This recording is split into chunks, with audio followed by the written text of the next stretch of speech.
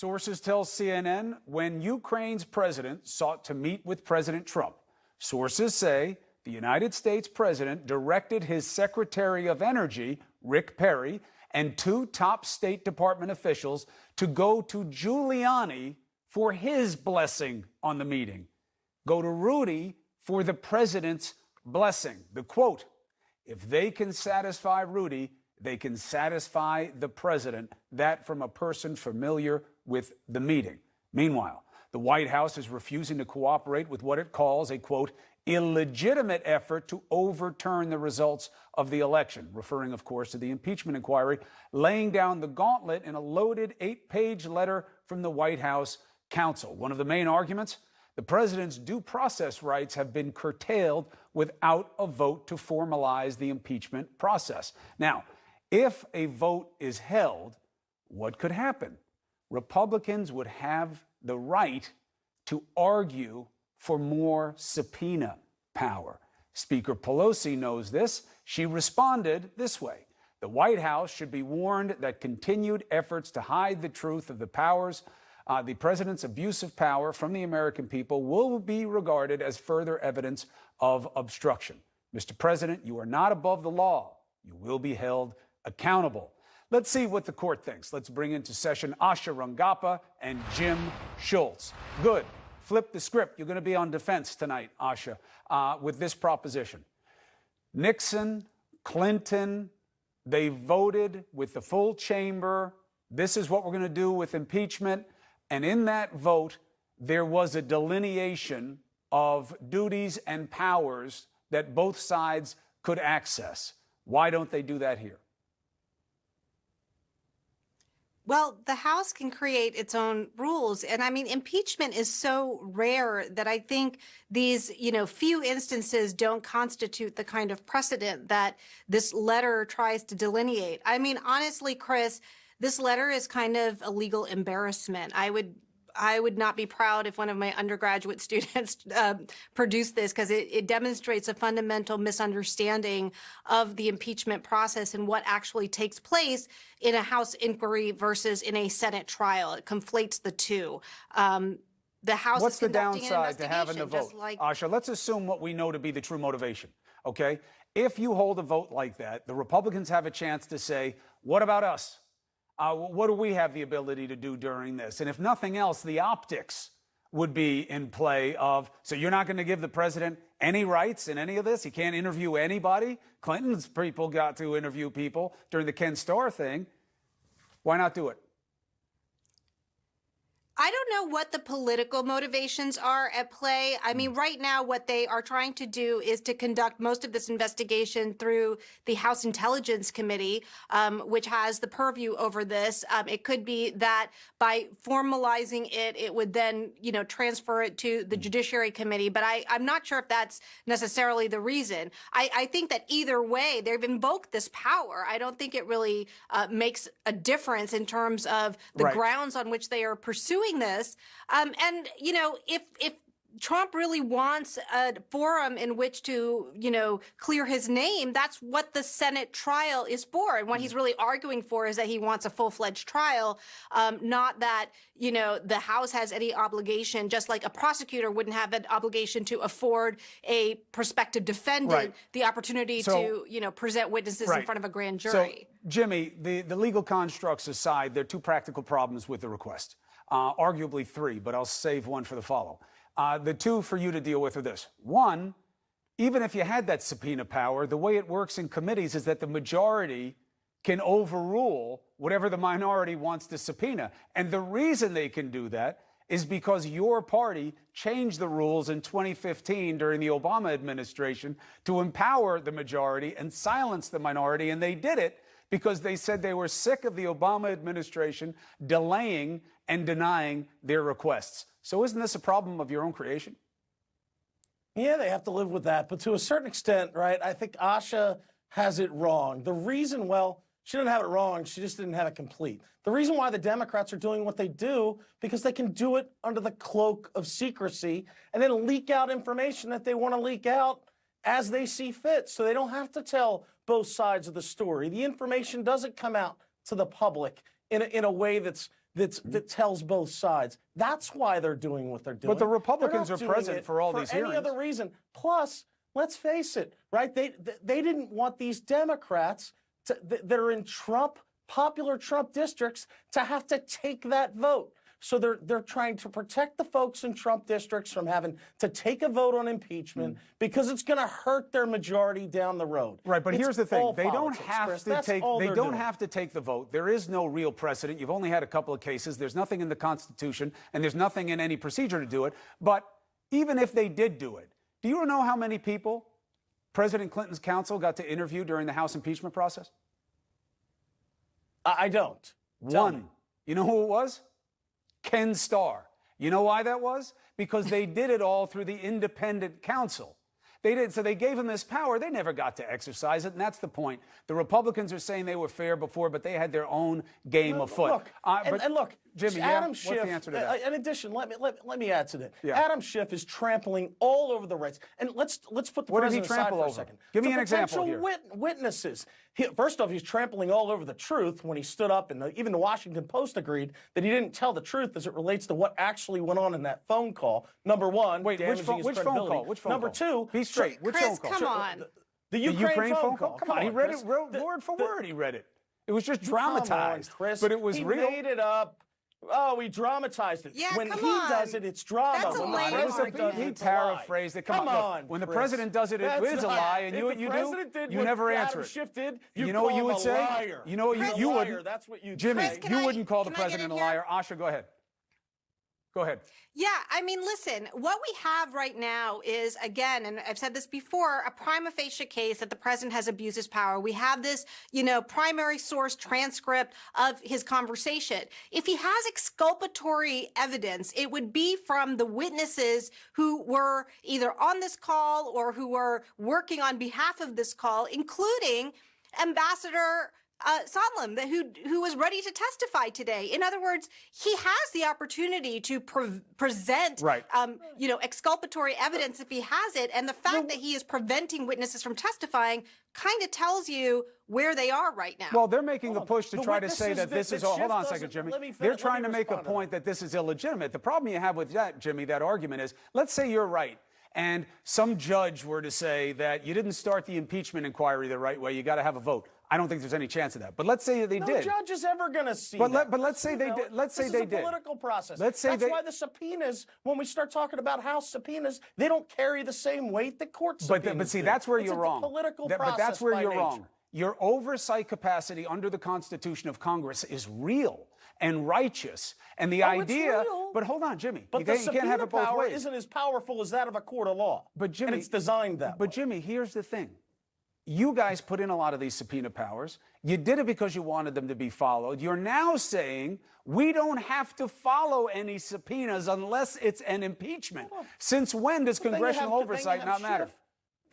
Then you have Schiff demanding that folks come in within a certain amount of time frame without the ability to go to counsel, which is certainly something that's That's not fundamental true. in our Nobody wasn't Constitution. allowed to have and counsel. they're not giving them time. They're bullying witnesses to come in. They know there's a process. They're failing to follow the process for one reason. And one reason alone, so that they can do this all under secrecy and leak out not information secret as when they Republicans go are that helps there. their case. It's not secret. Asha, Chris, last word. can I just break this? Yeah, the breakdown here is what the Trump administration is arguing. I mean, they're already arguing in court that the president can't be, investigated, let alone, charged with any kind of criminal, crime from in all a regular criminal court. process. They're now also saying that, they just kind of don't like the Constitution and they're not really, they don't want to cooperate with it because it, makes the president look bad, is really what the argument is. It's not a legal argument.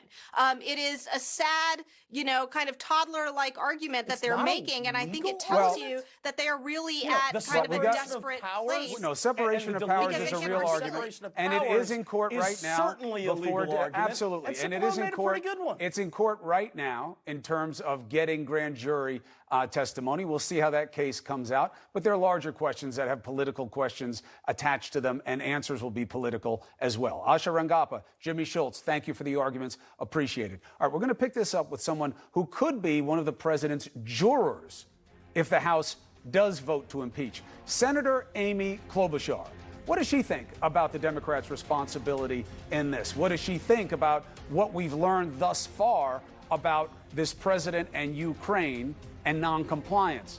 Next, White House drawing a big line in the sand. They sent this letter today, all these footnotes and stuff to the Democrats. We're not going to comply. This is a sham. You Democrats didn't follow the rules. You're not respecting our due process. You're not being fair. So that's why we're not complying in any way. And right after the letter got sent, then a report came out that once again reminded why this is being conducted the way it is.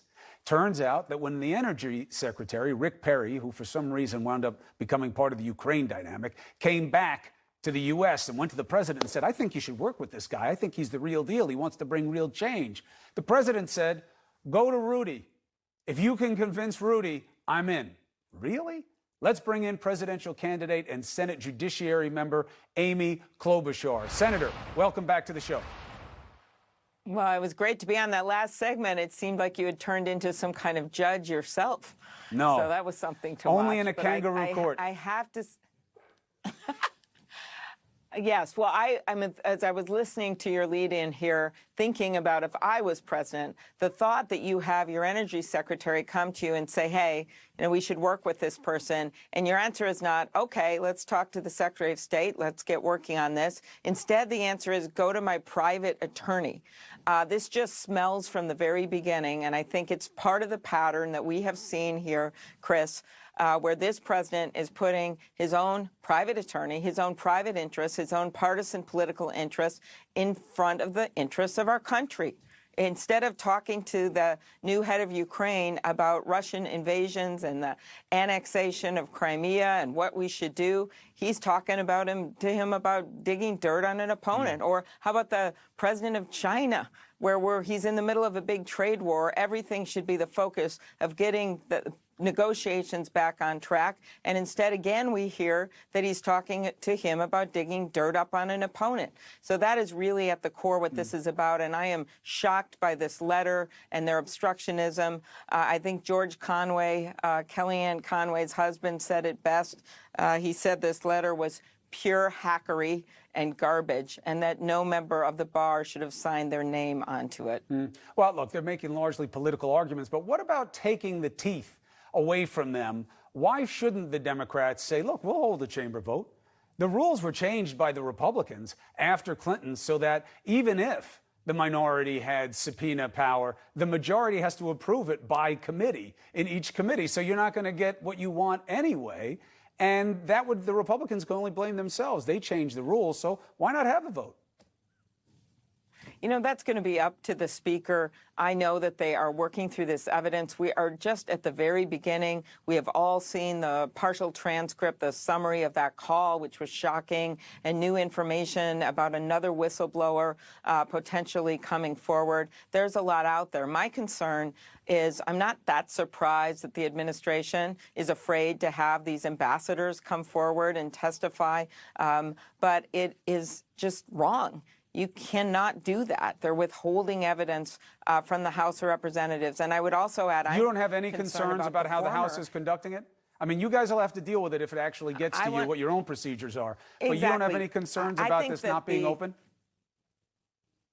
No, I don't have concerns. I may have concerns in the future. I certainly don't right now. And I think at some point we got to remember the trial would be in the Senate.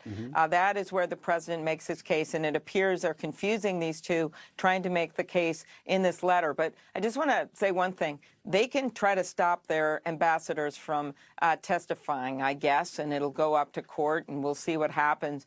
But there's going to be former White House officials that are no longer in that administration that know stuff, people that have been in the room with the president. And that's what I'm most interested in hearing what they have to say. And the White House, I don't think they can stop them from testifying. I'm real concerned about the former ambassador to Ukraine, Yovanovitch, Marie Yovanovitch, someone who I found to be a very credible person. She is still with the State Department, I believe. So are they going to try to block her testimony? There's some thought after seeing this letter that that could happen. And I've seen her interact with Republican senators when I've been in Ukraine. She was very well respected. She actually piped in, Skyped in to a town hall meeting for me with my Ukrainian community, hundreds of people there, during the Trump administration, simply to talk about what was going on. It wasn't one bit partisan. And so I am really interested to see if they're actually going to try to block her. And also, there's going to be tons of other witnesses that are not currently employed by the White House, since so many of those people who were in the room with the president, even over the summer, Dan Coates and Bolton, and some of the other leaders and generals are no longer there. Senator Lindsey Graham said that he would invite Rudy Giuliani, assuming Mr. Giuliani wanted to take such an invitation. What would be the main thing you'd want to hear from him? Oh, well, I would say bring it on. I know he's trying to put that out as some kind of a smokescreen to bring in some other conspiracy theories that they have. But I would ask him endless questions about his interactions with the president, about the tie-in with the freezing of the foreign aid, about what he was doing over there, acting like he was some kind of a State Department official when he was actually there as a private attorney. I have a feeling that there would be a lot of questions from the Democratic side of the Judiciary Committee. And it's ironic because Senator Graham should be conducting more investigations into what happened here, and we should be having more hearings, but that hasn't happened. And so the only witness he's put forward so far is Rudy Giuliani, and I'd love to ask him questions. Senator Graham, the man who said back during the Clinton impeachment, the reason Richard Nixon got impeached was because he didn't respond to subpoenas. Senator Amy Klobuchar, thank you very much for joining us, as always. Thank you. It's great to be on, Chris. Thank you. Always a pleasure. All right, so if there's nothing wrong with the perfect call to Ukraine, why did so many people around this president engage in this mad scramble when he hung up the phone? We're going to break down that brand new CNN intel on the behind-the-scenes drama with Mr. If the president's call with Ukraine was as perfect as he says, why do half a dozen sources familiar with what happened after he hung up tell CNN that there was this scrambling in all directions to contain the damage? Let's get perspective from the mind of former FBI Deputy Director, Mr. Andrew McCabe. Good to have you back on the show. Thanks, Chris. Good to be here. So what do these mean to you? After the call, Trump aides scrambled to alert lawyers of their concerns. At least one National Security Council official alerted the White House's national security lawyers about the concerns. The White House lawyers thought that they could deal with the situation, but then those same lawyers later ordered the transcript moved to that highly classified server. Yeah, so this is really troubling for, I think, the president and the administration on a couple of levels. First, as you pointed out in your lead-in, it really undercuts their argument that this was a perfect call and that nothing, there was no problem here. Essentially, what you have now is what started out as a one-car collision has now turned into like a three-car major pileup. The White House knew about concerns with this call first from the general counsel of another intelligence agency who called and put them on notice that a complaint had come to their attention. Second, from the ICIG when they found out that there was an official whistleblower complaint. And now we find out that their own people inside the White House were so concerned about this, they raised those concerns with the National Security Council attorneys. These are folks who are not Democrats. They can't be written off as, Obama people or partisans. They are their own folks and their own infrastructure there. And that is, that's a particularly, that's a tough hit, I think, on the administration today. Now, people will say, oh, you and your anonymous sources, who are these people? Bring up the text messages from Volker, from acting ambassador Taylor, the guy who was put in to replace the woman they didn't like for pushing back on this kind of stuff, and ambassador to EU Sondland, who was supposed to testify today. Taylor says, as I said on the phone, I think it's crazy to withhold security assistance to help with a political campaign. This was the second time Taylor had said this in this thread, by the way. And then Sondland says, Bill, I believe you're incorrect about President Trump's intentions. The president has been crystal clear, no quid pro quo of any kind. Now, the reporting is, Andrew, that Sondland went to the president. There's a gap the text. All right, that's enough. Those will go. There's a gap in the text thread where Sondland went to Trump reportedly and was told that. Anonymous sources, you want to dismiss them, that's the heart of journalism, but that's fine. The acting ambassador had the same concern about this. That's right. That's right. So as an investigator, Chris, this is what you hope for when you start down the investigative path, that each step that you take uncovers another witness, another text message, another piece of evidence. And that's what we've seen to date. Like every day, there's been a steady drip of developments along the investigative line. I think the text messages are some of the toughest pieces of evidence that the president and the administration are going to have to deal with. They start out with references to Rudy Giuliani that are remarkable. He plays such an influential role in these two diplomats' lives and what they're going to be doing with the Ukraine. They talk about him as if they need to get his approval before they set up calls with aides of the president of Ukraine, that sort of thing. And then, of course, they kind of top off with the references that you pointed to. Investigatively, Andrew, when does it become more than style points where the president could defend by saying, all right, I get it. You don't like what I did. I understand. You think I shouldn't have done it this way. You don't like how I use Rudy. I get it. That's my discretion about how I do the job and how I feel about the countries that I'm going to give a lot of our money to. If you don't like it, vote me out. But this is not a high crime. Well, that's a good argument for the president to make. He has enormous authority to conduct foreign policy, and these sorts of interactions with foreign leaders, presidents have a lot of leeway there. Where it falls apart is in his intent with this particular exchange with this leader. And that appears to have been to collect detrimental information on his domestic political rival from a foreign source. That is clearly illegal. That's where it gets very hard to write this off as just typical diplomatic, elbow banging, that sort of thing. Andrew, I got to go, but I want to ask you one quick thing. What would it mean to you, the Adam Schiff situation where he said, we didn't speak to the whistleblower. We would like to. The whistleblower reportedly went to a member of the staff of the committee. I include that as we, and that makes it a misleading statement at a minimum by Schiff. What's your analysis? You know what? That's the classic self-inflicted wound. You don't want to make these mistakes as you're conducting an investigation. You want everything you do to be perfect. You want every piece of evidence to be absolutely pristine. But frequently, people say things that are impertinent or poorly constructed, and it appears that the chairman has done that in this instance. It's unfortunate because I think the president will use this to become kind of a distraction from the main point. It's just something he's going to have to deal with as he goes forward. Andrew McCabe, thank you for your take. Appreciate it, as always. Thanks, Chris. All right, I want to bring in another intelligence vet who's coming at it a very different way. This one's held some big jobs in this administration and others. What does he think about this internal calamity? What's his analysis on it? What are his concerns about the Democrats in this process? I know that's not intelligence, but he knows a lot about politics as well. We'll bring in Mr. Flights next. All right, we know for context that the president says his call with Ukraine was perfect.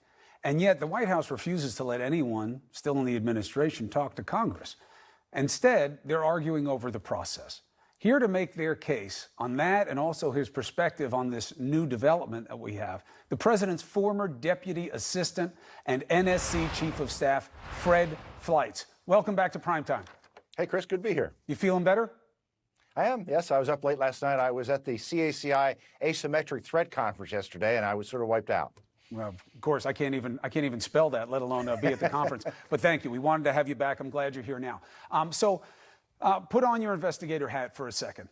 The idea of, after the call, people scrambling, talking to lawyers about how to clear it up, basically evidencing what we saw from Acting Ambassador Taylor in terms of, hey, are we really conditioning this aid on this deal with Biden? And then we know that moves forward to a point where the energy secretary comes back from Ukraine, says to the president, I think you should work with this guy in Ukraine. I think he's legit. I think he wants to do right. And the president says to him, go to Rudy, convince him you get my okay. What's your take? Well, I think a lot of this is based on anonymous sources that we can't confirm. I see a very biased process here. that is not following precedent. But I'm more concerned that the Democrats are trying to impeach a sitting president using a secret witness that the American people will not be allowed to hear from, and a secret hearing where his appearance and voice will be obscured so the Republicans cannot learn who this person is, and this person may even testify in a secret location. You know, Chris, this is what we see in banana republics or communist China or the Soviet Union. This is not the way the American system of government is supposed to operate. I think it's an outrage.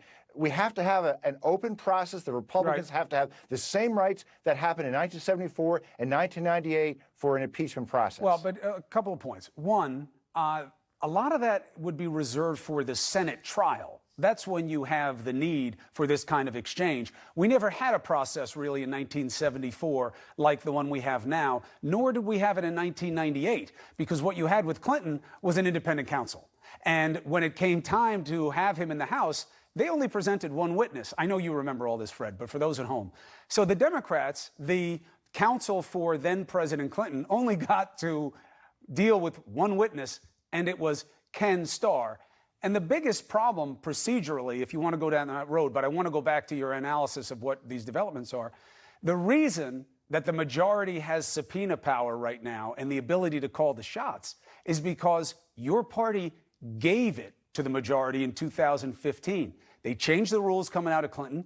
They changed it again with Obama. And the reason they changed it, saying the majority has the right, the minority, in every committee you get a majority vote, and if the minority doesn't have the votes, they don't get the subpoena. And the reason is the Obama administration has delayed and won't deal with any of our requests. Okay. Now, look, I thought your first guest, Asha Ranambi, had trouble answering this question when you asked her. Well, she couldn't answer. Why is Pelosi not using the same rules of 74 and 98? Now, the fact that the Democrats didn't fully take advantage of subpoena rights doesn't mean that they shouldn't give them to the Republicans now. And your argument that the Republicans changed the rule in 2015, that's irrelevant, Chris. The House makes its own rules. The rules could be set the way they were in 1998. But why should the Democrats have a different perspective on how to deal with delays than Republicans did?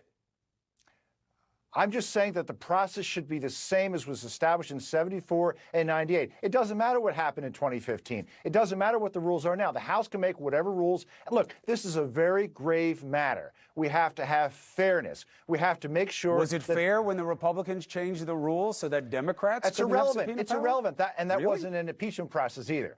We're talking about an impeachment process. But I'm saying that in 98 there was no real subpoenaing by Democrats in that process. It was all done by an independent counsel. But they had the right to do so. And in 74 it was a totally different process. They had the right to do so. They were given these rights. They were given subpoena. And you know, this is not just for a trial. This is for an investigation. A lot of people have been on TV today saying, well, you know, the Republicans don't need all these subpoena rights to call witnesses because there's not going to be a trial in the House. They do need these rights because there will be an investigation in the House. That's why. And but they're present on all the committees, Fred. Yeah, but they don't have the right to call witnesses, and that's something Nancy Pelosi doesn't want to do, and you know why.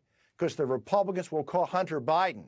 They want to know why was he getting $50,000 a month from the Ukrainian, from some shady Ukrainian gas company. Hold on. Even if they did call Hunter Biden, because of the rules established by your party, they could still just knock it down with a majority vote. I just told vote. you that rule can be reset as it was in 1998. The House can set its own rules. It was okay for the Republicans to change the rule for advantage, but the Democrats should change it back to advantage Republicans again. The Democrats should change it so we have this grave process handled fairly. Set the rules they were in 98 and 74. It doesn't matter what was done in 2015. Right, but it also doesn't really matter what happened in 74 and 98 because each one was a one-off. They were distinguishable from one another. There is no precedent. There is no guidance in the Constitution. And it seems like what you don't like is the party in power playing to advantage. And I understand that. The Democrats felt the same way in 98. And this is what makes the American people so frustrated about the process. But I don't think you have a good legal argument or even a good political one. I don't have a legal argument. You're right. The Constitution only gives the House the right to conduct an impeachment investigation. Right. But we have a precedent from 74 and 98. Nancy Pelosi can't explain why she won't use the 98 precedent. The only reason she doesn't want to do it is because she wants to keep the ability of the Republicans from calling witnesses down. She doesn't want them to do that. Why would you be in a hurry to open it up so that Republicans could have their own parallel investigation into everybody who's investigating the president right now? You want Hunter Biden on. Should they have Ivanka Trump on about why, when she represents the United States, she's cutting deals with China for intellectual property while still in official capacity? If you're going to have a private citizen on like Hunter Biden and ask why he was doing business when his daddy was in office, shouldn't you have Ivanka on too? I'm sure that really has nothing to do with this. Ivanka Really? Trump isn't involved in anything illegal. I'm simply saying. And what was Hunter Biden? What's the reason for not using the 98 precedent? The reason is Nancy Pelosi wants a long, drawn-out process where the Republicans have almost no rights to do maximum political damage to the president. The 98 precedent was to have an independent counsel. So you don't have it as apples to apples on this. What you don't like is that you're being closed out. And by the way, I don't disagree with you. I think this should be as open and fair as is allowable with the offsetting interest of expediency. I don't mean to be too wordy about it, but I'm saying you guys are in such a mode to go down different rabbit holes right now to stop this. Because, Fred, if we change the names, it would change the game for you. If I said Obama called up this president and said, go get dirt on this person running against me, and that's what I want, you would have a totally different analysis than you do right now.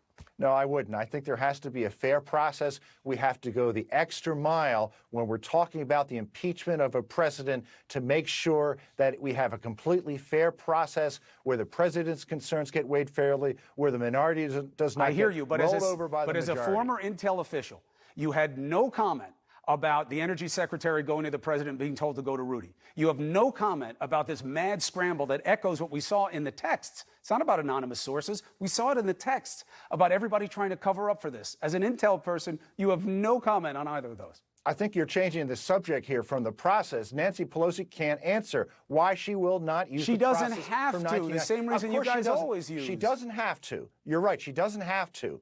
But she should use the precedent so the American people can be sure that this is a fair process, that the president is not being railroaded, and he is being railroaded. I don't know that that would guarantee fairness when what it's going to be is just competing interests. But, Fred, I take your argument on it, and I take your concerns about fairness. That is something everyone should share, and it's good to have you back on the show. I hope to do it again soon, and I hope your health stays in check.